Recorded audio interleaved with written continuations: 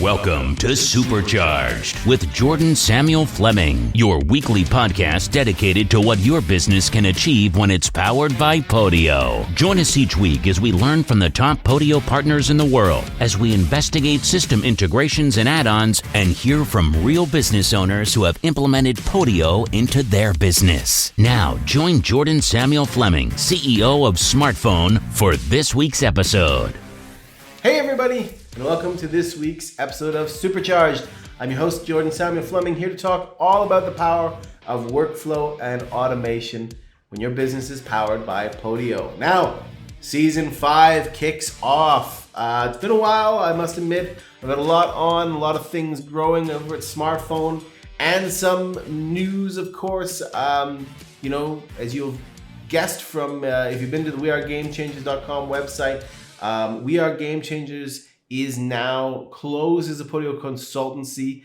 It's moved on. I simply needed to concentrate more on Smartphone as it's growing, and I wanted to turn the wearegamechangers.com site into much more of a Podio sort of resource for people, as we will no longer, and I will no longer be building Podio, but of course the amazing team from Game Changers has moved on into a very cool company in Canada called Synchrony, headed up by Andrew Cranston, who is the former CEO first off the CTO of Game Changers, then CEO. He's now created his own company to take all the amazing things that he do forward, and I can't wait to see what they do and hit them up over on their website. It'll be in the podcast description when we interview him. For this podcast, great start to the season where I get another group episode. God, I love group episodes. So much fun to talk to my fellow Podio partners. We sort of start the podcast by focusing on some of the mistakes we've made in the past. It's just a great opportunity to listen in to a group of people who have designed, built, implemented, supported Podio for years and years and years, to talk about some of their key challenges, key opportunities, the things they've learned while building Podio over the years for themselves and for their customers. It's a really fun episode. I always love it when I can get a group together and I can chat with them. A great way of kicking off Season 5. And of course, just before I dive into this amazing podcast, please do head over to the wearegamechangers.com website and check out our new masterclass. Check out our YouTube channel that is there as well, so you can make sure you subscribe to get new videos. And if you listen to this podcast and you enjoy it, why not be a guest someday? Hit me up at wearegamechangers.com. And B, give us a like, give us a review, share the podcast, spread the love of Podio. Now, let's get back to this amazing podcast.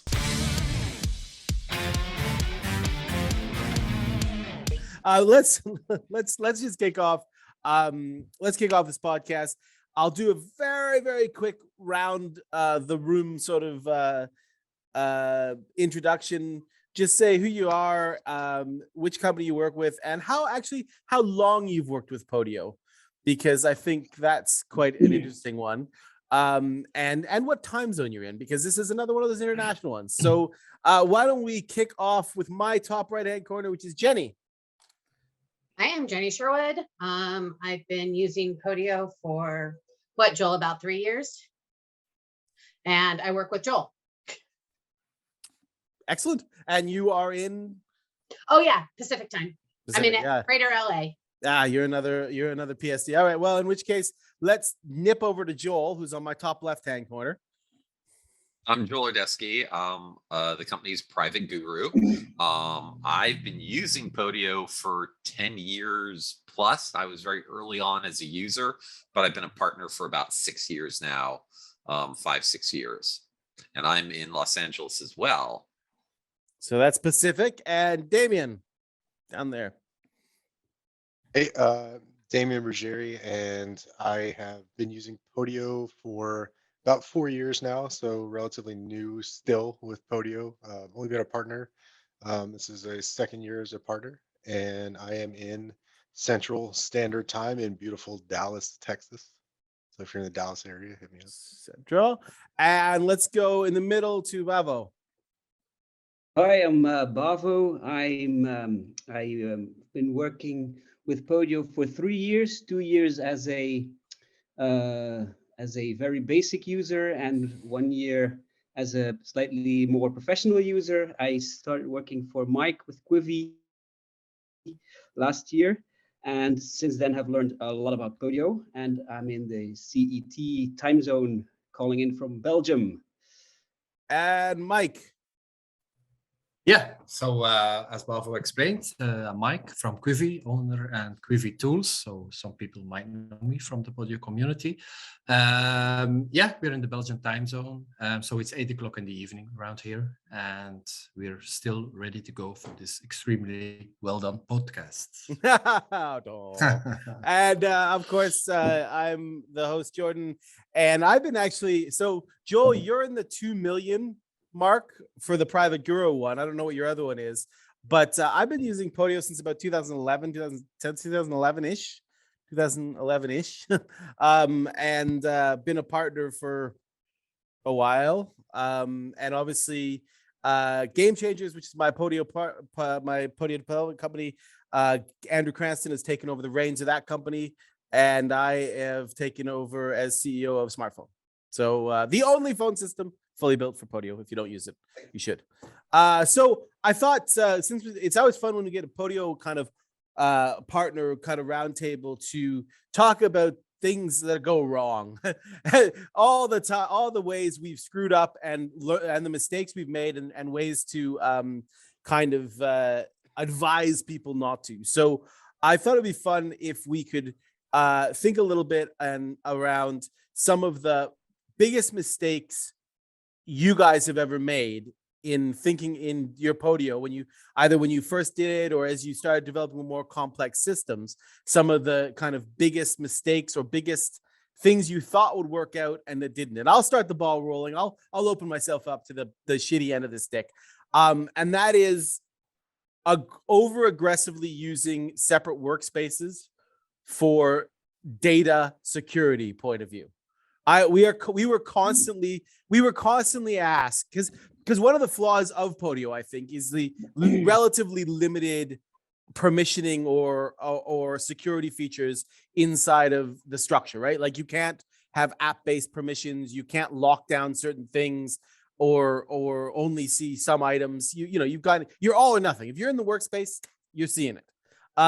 So that always meant with a lot of people, they overly got sensitive about it and kind of came to us with like, we need a separate workspace for every department, and we need this, this.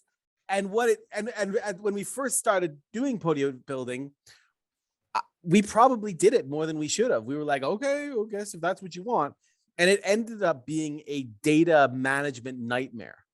And, of trying to move things from sub workspaces to the master workspaces and trying to make sure that duplications didn't happen or that you didn't get infinite loops of comments. That was a big one that always happened and things like that. So that's certainly one of the, I think if you're just getting into Podio, there's often too much of a worry about that, I think. What do you guys think about that? I think that's a big thing. Yep, I would agree as well. It's huge. If clients still, I don't want my sales guy to see what my disposition guy is doing. Like, why not? If you're that concerned, I think about the people that are working for you, maybe do a little bit work on your hiring process, possibly. Get a little bit more stringent on the security before you bring them onto your team. I agree. There's a lot of because I do some side business coaching, and that, you flip into business coach mode when this comes up and you say, all right, are you making a business decision here? Or are you just making a knee-jerk decision? And, what actually are you trying to prevent someone from seeing? And is there a legitimate business reason for these people not to be able to see it? I'll also say that sometimes it's not using Podio correctly, and that everyone's a regular user. And I'm like, employees should always be a light user. And the moment you make them a light user, so everyone, this is probably the biggest thing for everyone. I think you can't find a client who isn't making the mistake, because regular is the default. It used to be your thing, so everyone was admin because you were an admin and you added people. Everyone came in as an admin. They changed it so the default's regular, but the default really should be light. And then you bump them up if you have to bump them up. But the fact that you can export records if you're regular, you just say, hey, do you really want every one of your employees, even your good friend who's your buddy, should not be regular, because I've seen that go wrong too many times. 100% agree. 100%. Light users are my default for everybody. You got to convince me that you deserve, and it's not even about trust. It's about the ability to fuck up a system. Like my view is everybody's stupid until they prove me they're not. And so I view that everybody that goes into one of the systems should be absolutely a light user until they convince me that they're capable of not breaking everything. And that usually does not happen. Especially as the new users, right? The people that are never seen Podio before, they're coming from something else, or just, they're fresh on your team. Podio can be overwhelming, especially depending on the permissions that you have. And then seeing, oh, I can connect to this, I can connect to that. I can click modify template. What does this do? What does this do? Oh, I deleted this. Yeah. They delete some field and now everything's broken, So I agree. Light user is the way to go. Absolutely. Yeah, I think the flexibility of Podio is both its advantage and its disadvantage at the very same time, where you can really build something really quick and it looks kind of neat, but you can also go in the completely wrong direction if you do something quick. And it still requires you to think about it, lay out the plan beforehand, especially since copying apps to another workspace, etc., is not that easy to do. It's still, you can get started in 3 minutes and build something nice, but maybe you should think a little bit before you do that actually, and lay out a plan, draw out a map or something of what you want to achieve, and go from there. Absolutely. I'm a woodworker as a hobbyist, and it's like measure 4 times, cut once, or waste a lot of wood that you spent a lot of money on. So, kind of up to you. And I think the same principle applies to Podio. Let me ask a follow-up, and then I'll turn it over to you guys for questions. But let me ask a follow-up to that kind of multi-workspace. One of the other things I often hear new companies that come into Podio talk about is, like, say we built a project management system as a basic version. And they're like, oh, I think we should have a workspace for each department, because it's not that they don't want the other people seeing the projects, is they think there'll be noise, that they can't get across the view element and how powerful just having views is to focus your effort. And until you really get the understanding of views, I think I can understand it, but I always push people, no. Let's have everybody in this one place and just use the view. Do you guys find that for new, like, as a problem, or and how do you tend to talk about that with people? One of the things I stress in our company is that every single piece of data should only exist once in your complete organization. So if when you start copying workspaces, etc., to do basically the same thing but in a different workspace, in my opinion, you're doing it wrong. You're doing it wrong. Every piece of information should only exist once. And Bavo can confirm that I can be quite a pain in the ass about that, but I can stress that. I can't stress that enough. Yes, true. I think one of the things is that a really big user mistake at the start is to make preconceived notions about what Podio is. It is, if you ask someone who's new to the platform, they're like, it's a CRM, it's a project management tool, it's a hyped up this or a hyped up that. It's like, no, you're wrong, because if you take those preconceived notions and you don't take the time to learn about views and dynamic views, even more important than a view. So, trying to get a client to understand to use the myself user token in a view, so that you can say, and this goes back to I don't want my guys to see each other's stuff. It's like, okay, active leads, my active leads, using the myself token so that Jennie's looks different than mine, looks different than Mike's, works different than Jordan's, so that they only see their stuff. People are like, oh my God, I can't conceive that. And therefore it's hard for them to accept that those views will work that way. So understanding views, understanding context in how Podio items work with contextual information. If you don't understand this before you start building, it'd be like saying, hey, I've done a lot of work in wood and now I'd like to start making things out of metal. And it's, what's the difference? Wood joining, spot welding, it's all the same stuff. Yeah, that's absolutely true. And also, I think you make a really good point about, and a question I suppose I have for everybody is, how do you guys go about, if you've got an organization that comes to you who's never used Podio, right? And they've come to you to solve a business, case or need, and you decide to do it in Podio, or you push them into, you say, yep, let's go the Podio, and you sell them on Podio. How do you guys approach upskilling them in the basics of Podio? Because it really, do you use the Podio resources, which are okay, or do you go through your own sort of structure of here's the Podio basics, I've got a video set? What do you guys do for that? Because I think I still see people who've used Podio for 3 or 4 years who don't know some of the basics of of data filtering, of being able to filter a big ass app down to exactly the data set I want and creating a view out of it. And if you don't know that, you're missing out on a really big part of what makes Podio sing. How do you guys approach getting people off the ground in that way? I'd be interested in hearing that.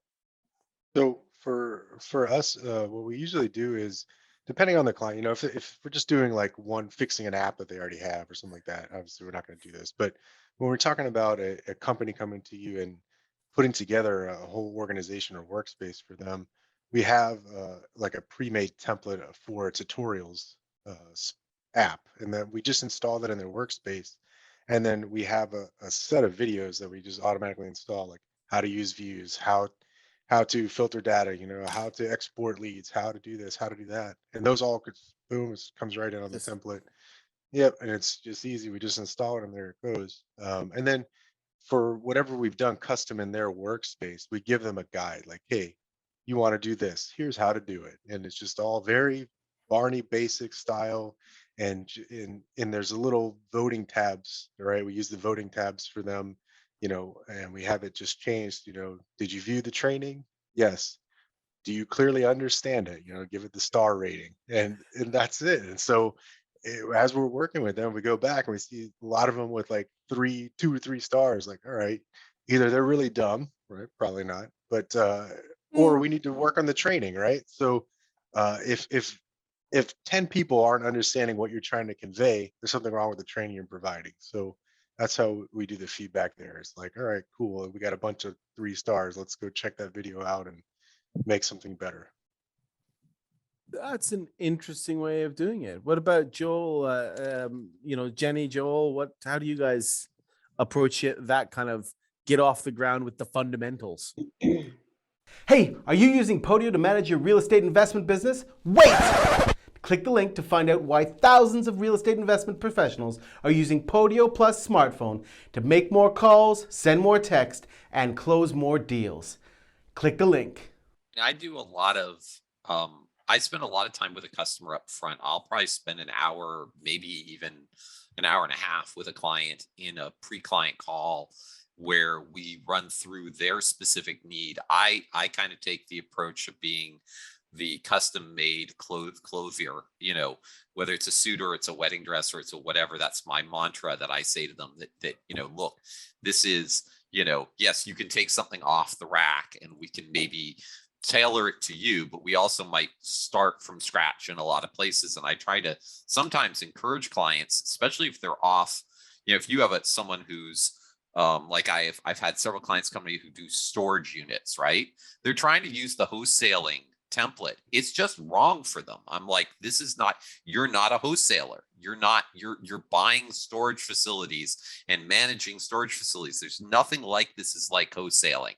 So the issues, and so then you take them to something that's very similar to their thing and show them how this operates and say, okay, look how we're using these dynamic views in this example, and kind of guide them in to where the potential is so that they then can see themselves what they can use. And then you kind of make notes of what it is that resonates with them, so that if they engage, you bring them back to those elements, and as you build, you demonstrate to them how to roll those elements in for them.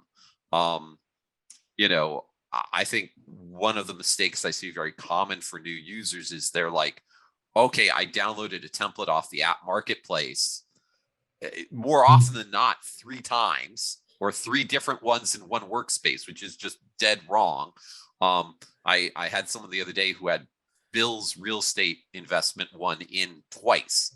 Every flow was doubled up, and it was a mess, but new workspace. New workspace. Well, I think that for us is start with a new workspace if you can, if they're not too far down the road, because sometimes a template isn't your friend. But I think it's that Jennie and I worked for a company where we called this customer intimate approach, where we become partners with you more than that. So we want to get into your business and your workflows and really make something that is unique to your need. And then it resonates and it gets with them. And in that sense too, you're just in constant training mode. So every time I'm with a client, I'm training. Even if I'm not explicitly training, I am. Absolutely. And that's a good point, Jennie, because it's almost the tacit reinforcement that you do every single interaction with them. That isn't like we're organizing a training session, but we are just constantly, leading from the front with best practice and with making sure that you're doing the right things. Mike, what about you two? How do you guys approach that kind of the fundamental building blocks of Podio? What we try to do is guide the customer along with every step that we're doing, explaining what we're doing, and letting them do stuff themselves and watching over their shoulder and see and constantly giving these little nudges of, you can do it like this, you could do it like that. We also have a Quivi demo space which we use in sales presentation and stuff. So that's like the early beginning. For people who have never heard of Podio before, we show them the basics in a couple of apps and a couple of really simple flows, but it gets the message across of what the Podio is capable of, well, in a sense at least. We do, when we deliver the first project, we do on-premise training. So we go there, wherever they're situated, and we give an hour or two training to each user, whether they're the master user or just the simple user. We try to get everybody together in the room and get them to know the basics of Podio in 1 or 2 hours, something like that. Not too long, because they get distracted when it takes too long. But it's a bit like Jennie said, it's being there when they need you, just giving these little nudges all the time to get them to work better. Yeah, and for example, if you fix something for them, not just say I fixed it, but also this is how it worked and this is how we fixed it. So giving them a bit of understanding into how it actually works, and also in the demo trying to focus on first of all, understanding how the zones of Podio, how it works in terms of user interface, so they find their way. And then demoing the most important aspects, like, for example, the power of relationship fields and the power of views. We stress that a lot as to how you can organize yourself. Because if you don't, they start task overbombing. So they're going to do everything. They're going to make tasks for just everything, and not use the organization potential of views in every app and tiles on the workspace, etc. Absolutely. How long do you think it takes a new user? What do you think the curve is for a new user to get what I would class as comfortable within the Podio UI? I put it at 3 months. At least, I would say. Yeah. I think actually 3 months to get the basic aha that they understand that this is different. I think users sometimes hit the second plateau where they're like, oh, this isn't just good. There's something uniquely special here that you can't get anywhere else. And that also comes, but that can take 12 months for someone to really realize that 100%. that it's there's, I have a client that I have a permission to demo as long as it's no one's in their area, and you go into their platform and everything. I like to joke. I'm like, we could literally buy this company today. All those people could go away. We don't need them because everything's mentioned. There's nothing about their business that isn't discussed contextually right. So it's on the prospect, it's on the lead, it's on the property or the whiteboard where it's like, okay, couldn't get in because of the keys, escrow pushed because of this, talking to so and so. Everything's there.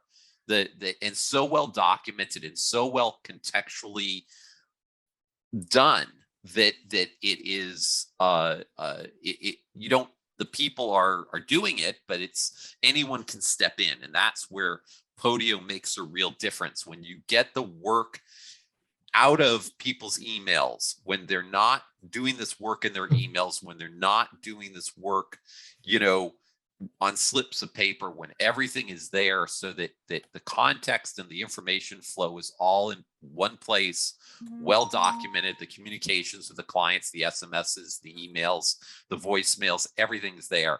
Then, that is where someone goes, oh my God, this is just so different. There's no system that brings this all together in one place this way, but it takes them a while to get there. They've got to get comfortable. You can't just slam them into it. I would agree. Please. Yeah, you have to totally say goodbye agree. to a number of your old friends. Yeah, you're so used to using this app and that app and that app, and in the beginning you think you can combine that with Podio, but actually you should slowly kill all these darlings and do it all in Podio. And that's become a bit of a journey. In the beginning, I had difficulties of letting go of a few apps I had been using for 10 years, where I had all my notes together, etc. And well, working for Mike was a good reason to start ditching all that. Because he beats you. I know. Yeah, it takes a while. Yeah. That's actually one of the things we do a lot when presenting to potential new customers, is that we say, yeah, what kind of apps do you use? And there they go, Office 365, Gmail, we have a good Dropbox, and they go on, and we say, okay, if you want to believe in us and believe in Podio, we're going to ditch 75% of those tools. But it will take some time. We do it one at a time. We do it at a pace that's comfortable for you. But the ultimate goal can be, if you're up to it, because not everybody is up to it, obviously, but if they're up to it and they want to work differently than what most people are doing, but in a sense, I try to explain them that they will work just better. Everything is going to be in context. Everything is just going to exist one time and one time only, in place and time. If they get the message, then yeah, we're along the ride, which should be beneficial for the both of us. Yeah. Getting people to ditch email, Outlook is one of my favorite things in the world. we had a company that we've been working with for about a year and a half or so, 2 years now. I don't know how long, but we've just got, I think we finished a bit ago getting their final employee into our email kind of methodology that I'm sure you guys have seen how we do email in Podio. And there's about 55 to 70 employees.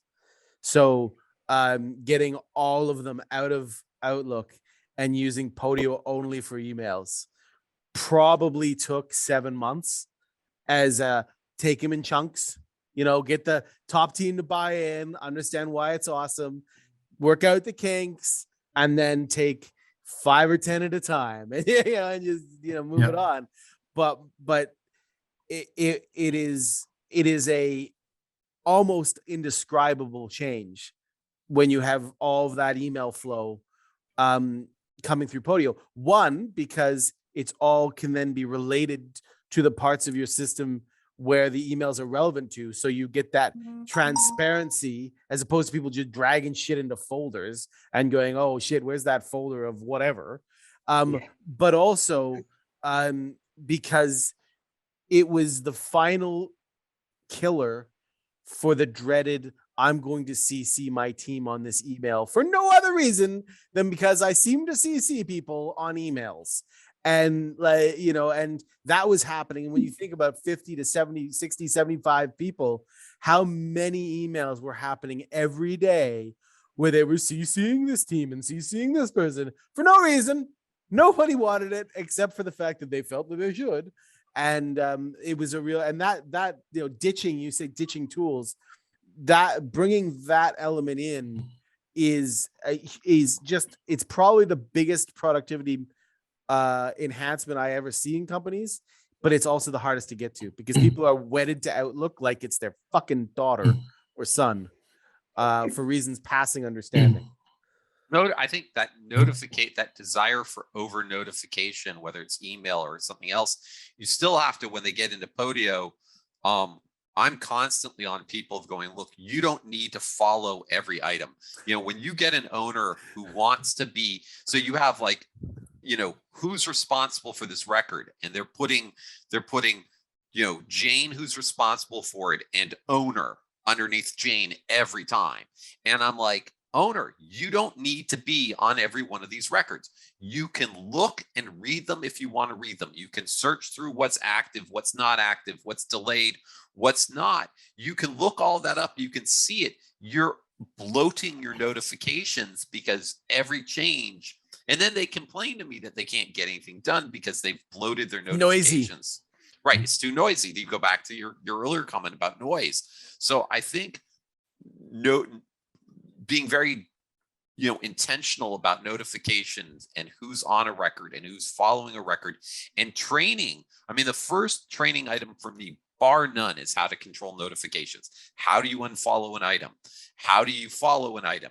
When do you get put back on an item because you touched it or someone mentioned you? And what tools are out there and what methods are out there to unfollow items? Because literally, and I've had sales managers who's like, well, why would I ever want to unfollow this? I'm like, you're not doing the transaction. Jane's doing the transaction. If Jane needs you, she'll mention you. You'll be back on the item, but don't follow the item. You follow it by looking at what's done, what's not done. And that way, that's a big change for people, when it's an open. And I think that's where you get that concept we talked in the beginning about, people are uncomfortable with the open book nature of Podio. So we have to make separated workspaces. But the beauty is by open book, you can see what you need to see when you need to see it. Any team member can find the record they need to see that's contextually right. They don't need to be over notified because that just distracts them and slows them down, whether that's notification, the task bloat that we talk, task bombing. That's another horrible thing. It's not Podio specific, but people use automation to task bomb, notify bomb, over notify, over task. These are all bad management habits that Podio eliminates the need for these things. So don't do them. Absolutely. Yeah, 100%. Go ahead, Mike. one of the kill your darlings issues that I like to bring up and very early on is like, try to be document-less company. Don't create documents anymore. And obviously we think about Office 365 documents because everybody whips up Word and Excel documents. If they just think about 2 seconds, I'm going to do something. Yeah, let's create an Excel sheet for it. But I'm going to say, imagine a world where you don't need documents. And they mostly stare at me blank, like, what exact in the name of God do you mean? But I say with Podio, it's possible to work without documents. And then I get to explain it, and some get it, some don't. But imagine the power of it. And just give the clear example. You send an email to people in CC with a document, you get it back, update the document, and you're already lost. So in literally 5 seconds, I gave an example that everybody gets. It becomes a mess. And then you have a folder, but you want to put it in the folder clients, but also in the folder projects, and you don't know which folder to choose. You're done. And literally 30 seconds, I told them why Podio can be a better system than the way you're working now. But obviously some people are along for the ride and some are not, and that is fine. Okay, hands up who's using Podio for real estate and they don't want more leads. Nobody. You want more leads closed? Well, check out Smartphone for Podio, the only phone system fully built for Citrix Podio. With an fully integrated power dialer and our amazing mobile apps, it means wherever you are, you can make more calls, log to Podio, send more texts, log to Podio, and close more deals, all logged to your Podio CRM. Click the link. Check it out. Absolutely. I'd be curious, and Damien, I'm gonna bring you on this question first, if I may, because I know with your you've obviously got an amazing DealPro system that you roll out to people, and you I think when you develop and I don't mean this in a disrespectful way because I've done it as well, but when you develop an off the shelf, right, when you develop a system that is designed to be replicated many times, you have to think very deeply about the level of automation you put into a system. Yes. And because it's being rolled out, you think even more deeply than people who are just building a system. And actually, I think people who are building a system, particularly if you're relatively new to Podio, you should be thinking about the level of automation immediately and scaling that shit down as quickly as humanly possible. My view is always start with very little and build up as you need to, because the mistake I made when I first started, and the mistake I see everybody make when they first start, is I've just been handed the keys to the Porsche, but I don't know how to drive, but I'm going to try and go 150. And automations are a car crash waiting to happen. Talk about your death by tax, death by fucking automation, where I'm just going to make every little bit automated because I think that, oh shit, this doesn't work. Oh God. And you ended up wasting time. What do you think about that, Damien? And then everybody else. I agree with that 100%. And so actually that led to us pulling the product off the shelf, right? So we actually took it back and we're relaunching it very soon because it was very automated, and it still is, but some of the automations were in a developer mindset, you're like, yeah, that's awesome, that's great. But in a user aspect, right, the everyday Joe Schmo or the VA in the Philippines, right, they don't understand the things that you've incorporated, right? And so they're just going to keep clicking buttons and doing drop downs and it just breaks, right? And then you get a bunch of support tickets, and oh, all right, so this is obviously really confusing for people. We need a smooth system where they can follow the life, we call it the life of the lead, right? So from intake all the way to close, they should have a clear understanding of how to get from A to B to C to D, right? Without it being like, oh my God, what do we do next? What's going to happen if I press this button? Oh my God, I don't know. Like everything needs to, like you said, scale down. You don't need excessive automations to accomplish what most people need to accomplish in Podio. Like some of the email stuff, yeah, you got to do some back end work there, right, to make it all linked correctly. But at the end of the day, Jordan, like what you're saying is exactly right. Like less is more when it comes to automation most of the time. If you don't- notice them, you're Yep. wrong, in my view. Exactly. I take the view that if you're noticing the automations, if you're actually noticing them, then chances are you fucked something up, because it should be almost like Smooth. it shouldn't be even a question. It should just be, they should help you along the way. You should never have to fight against the system. Mike, Baba, what do you guys think about that? And then I'll bring in Joel and Jen. Yeah. Yeah. Mike. One word answers are fine for so podcasts, guys. I'm also have like a little bit of a blank here. Definitely over automation is bad. I have to admit, I'm really into automating stuff. You know, PVA or Globiflow, as you used to call it.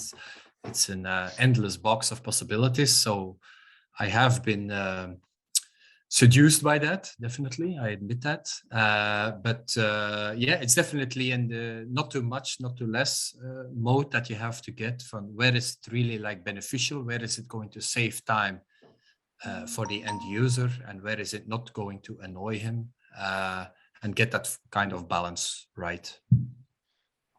It also, though, like sometimes with the automations, what you end up doing is, you know, like while some of them are needed and are beneficial, sometimes you're writing flows like long after the fact that you've already written those original, you know, that original core set, and now things are kind of overlapping each other, or you've got things happening that, you know, you're not really following a plan or a guide, and you're just kind of like making stuff as you go. And that's one of the biggest mistakes I've seen with projects that have taken over. Is just like, man, who was in here? Because it's just like, it's like somebody spat out an idea, and the guy just went in there and was like, all right, cool, here's a flow, like, all right. And so now we've got, you know, a situation where you get like 150 workflows in one app. Like, oh my God, what's happening? Like, should be like maybe 20 flows in here. So that's one of the big things, I think, that when you speak of over automation, it's usually in a situation like that where the client is like, I want this, and the developers, okay, I can do that, and they just go and they add a flow, right? And then it just becomes this sort disaster. of weird fucking thing that is teetering, and you can't pull one bit because it's Jenga. That's a really good point. Joel, Jenny, what do you any extra thoughts on that? Well, lately I've had a kind of a cadre of clients who are very, very, very pro automation, and to the extent that they want automation to do basically all of their thinking for them. So I'm always trying to toe the line between, like others were stating, between smart automation, where it's you know, the process and the automations are working for you and you're not working for them. That's always the challenging part for me. I think that goes to one of the things Jenny hears me say a lot is I want to see the system. I want to see the system work for you, not you work for the system. Now, that doesn't mean over automate it. I think, again, I go back to the business side of it and go, okay, where's your real pain point? Where are the things that are actually, will the automation give you return on investment in terms of time, effort? If you start thinking about it and going, okay, we can do this, absolutely. Is it going to actually make it, is it just cool, or is it going to make a difference so that some employee doesn't need to do this over and over and over again? And flashing back to something someone said earlier about, like, you know, doing analytics, doing reports. Mike was saying no paper, right? You know, if I get people who are like, oh, let's create an automation so that every Friday an email goes out that has all of this information, I'm like, yeah, we can do that. But what we could do better is make a dashboard that just has the information that is accurate of the second. And they're like, wait, but we'll be right for the month. And I'm like, well, you can have it say, show me last month, but we can also have it say, where are we right now? And the concept of, I think this is a big again, a big difference for Podio is that you're living in the data. So the ability to have your gauges actually be live and correct, so that you're not looking backwards. This isn't that report, like Mike said, that's stale the moment you got it, right? 30 seconds after it came out, something changed, the report's no longer valid. Or you have to wait until the month's over to look backwards. So now you're looking backwards instead of looking forward. You know, you can do something that makes it live. So again, it's my mind is it worth doing the automation? What's the return on investment? Often, like, sales guys are spending a lot of time writing those sales reports. Great, that's fantastic. If I can free up 4 hours out of a sales guy's month by making it so he doesn't have to do the report, great. But the answer may not be that I'm going to email the manager the monthly report for you every month. I'm going to make a dashboard where it's just current and accurate of the moment. And that's probably a better finesse than just throwing the automation to hammer at the nail. Yeah. And I think I was asked by someone who just about a month ago, I was asked by someone who just discovered Podio, had heard the podcast and DM'd me and asked for some advice on building their first Podio system.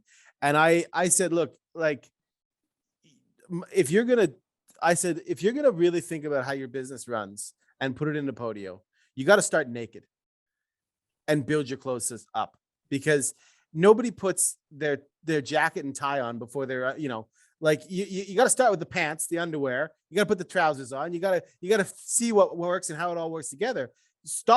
Build from the ground up, build a naked system, and then add the little bits that become necessary. Don't run all the way to the end point. Build naked, add a little, see if it's helping or hurting. Build and approach it on a step-by-step iterative way, as opposed to having this grand plan of like a massive, Taj Mahal-esque fucking edifice you're going to build, and you don't even know how to lay concrete. Like, let's take it with steps here. And I think steps is my advice to newbies. Damien? I think that's perfect. But the best clients I've had are the ones that come with a business plan. Like, they're not like, and I mean that if only that happened.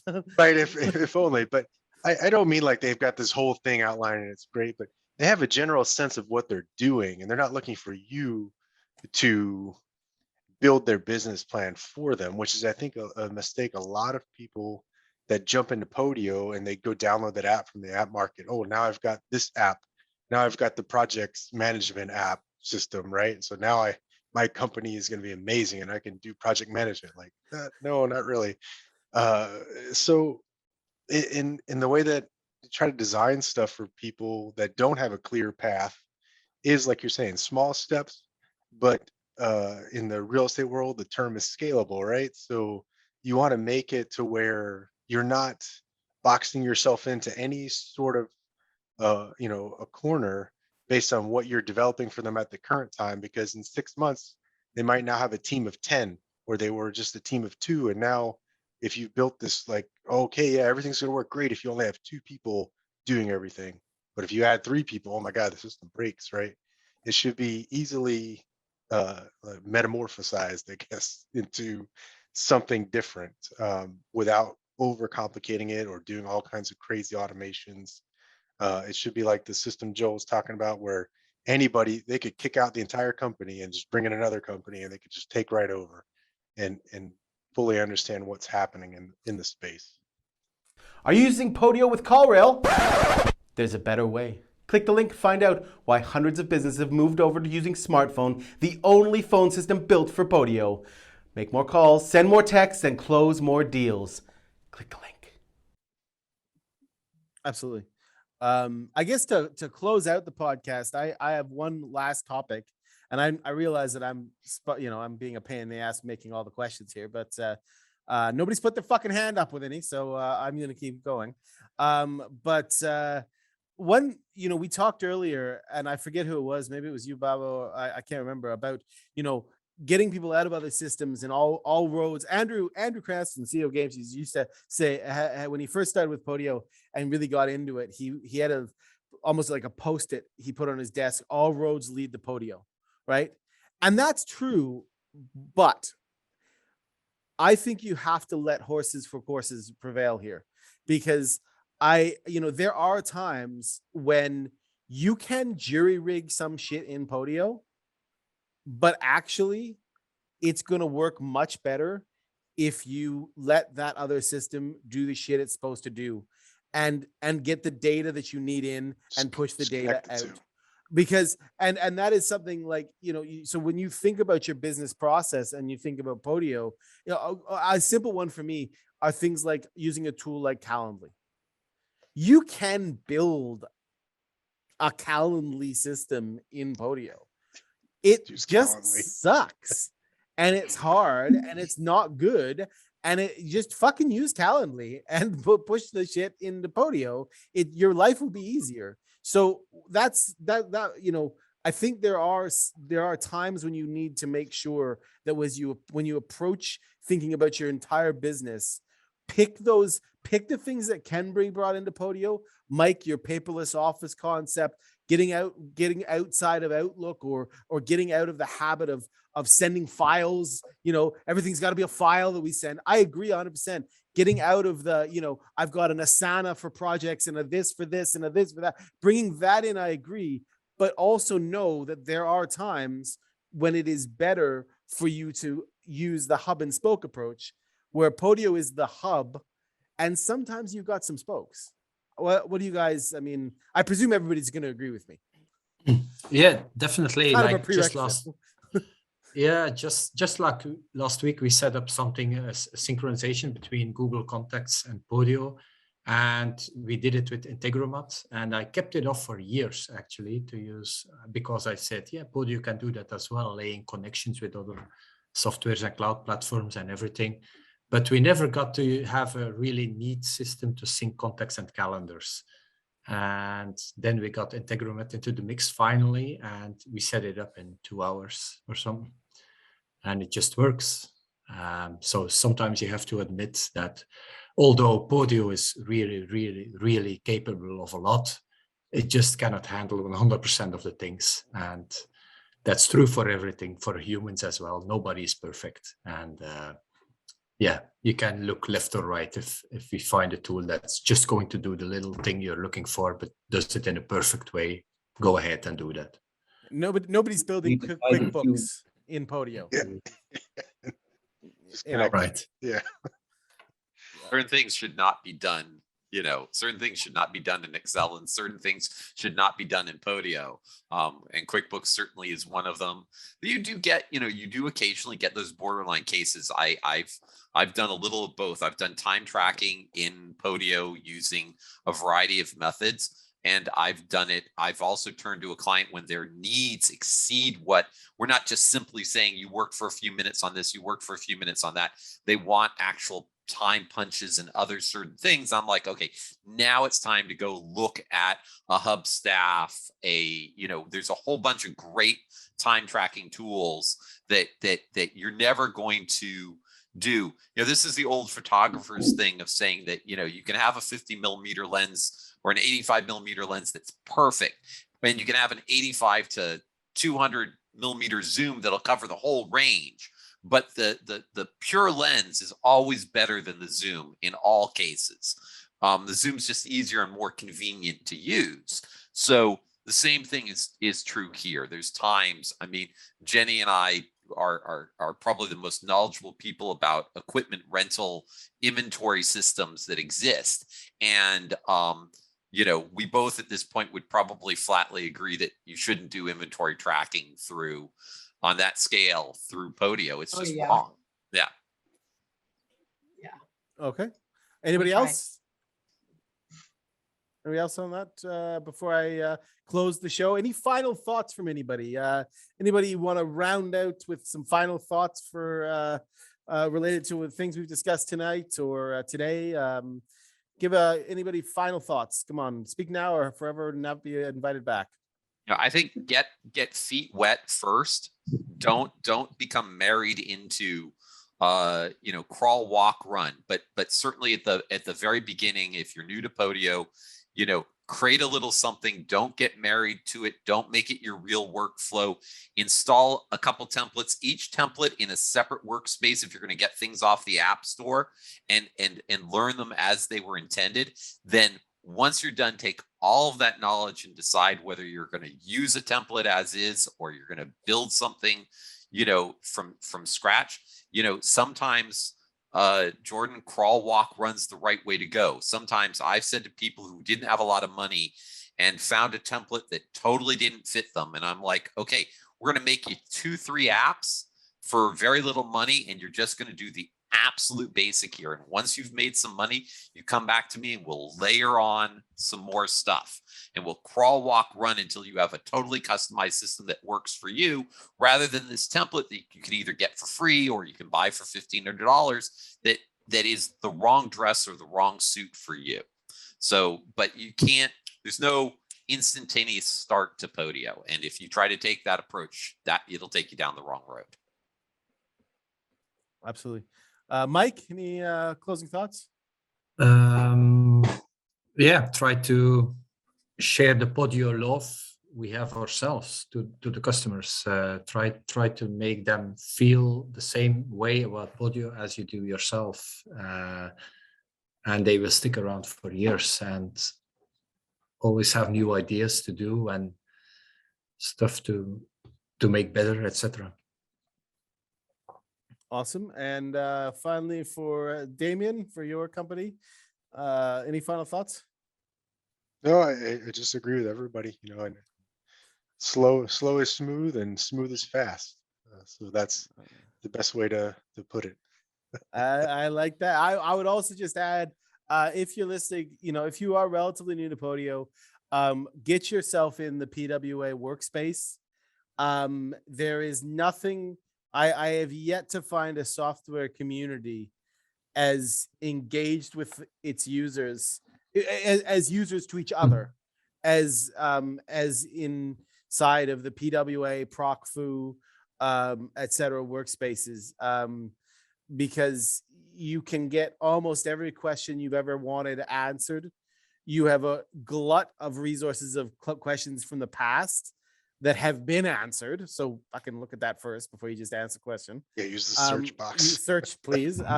But also you've got these amazing partners you see here and others who are constantly providing tips, tricks, feedback on people's questions, etc. It is the most supportive community I think you'll find, both at the PWA and ProcFu level. Globimail's got its own, although not as active. Smartphone's got its own workspace where Joel answers a lot of questions, although we are moving to Facebook right now, because we're moving into Salesforce as well. So we can't just have everybody in Podio like it. Hi, what's this Podio thing? So do use those resources because they are phenomenal. And I think we've all learned from them. We've all contributed to them. And you won't find a better way of learning the system than going in there, I think. Absolutely. So listen, thank you to everybody here. Joel, Jennie, Mike, Babo, Damien, I really appreciate you guys sharing your insight. I'm going to put everybody's links to their websites into the podcast description and on the podcast page. If you are looking for partners, if you need help with Podio, if you're new and you need someone to guide you and to help you build, please reach out to any of the partners here, including Game Changers as well. Put them as well. And, they're all fantastic partners who do a fantastic job for people, and work with a lot of different use cases. So they'll bring a huge amount of experience to your Podio build and to your business. And that experience itself is valuable. So thank you guys for joining me. Do like, share, fucking comment, fucking like, do all those things you're supposed to do when you listen to a podcast, and do that shit on every platform you listen to, except Spotify. Fuck Spotify. And Joe Rogan. You've been listening to another awesome episode of Supercharged with Jordan Samuel Fleming. Don't forget to hit the subscribe button on our YouTube channel to be notified of new podcast episodes, Podio Masterclasses, and in-depth Podio extension reviews. If you've enjoyed this podcast, please give us a review on your podcast player to help support the show.